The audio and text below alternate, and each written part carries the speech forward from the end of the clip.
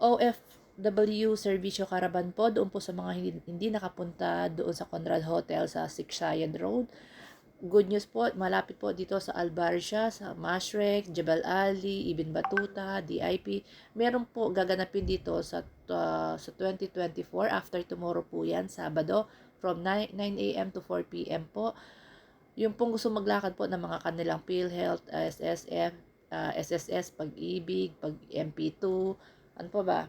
Lahat po ng gusto nyong lakarin, ayan po, available po sa Mall of Emirates sa Sabado, after tomorrow po yan, sa Metrolink po. Kung kayo po ay manggagaling from Mall of Emirates Metro Station, lalakad po kayo sa Metrolink, papasok po ng Mall of Emirates. So, pagpasok nyo po, nandun po yung Al-Ansari.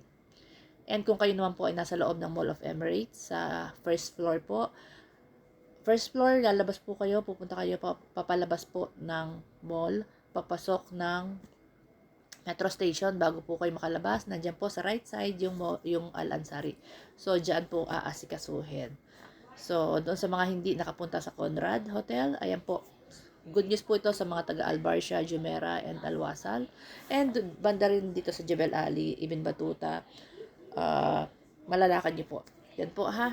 So, good news po, lakarin nyo na po ang dapat nyong lakarin.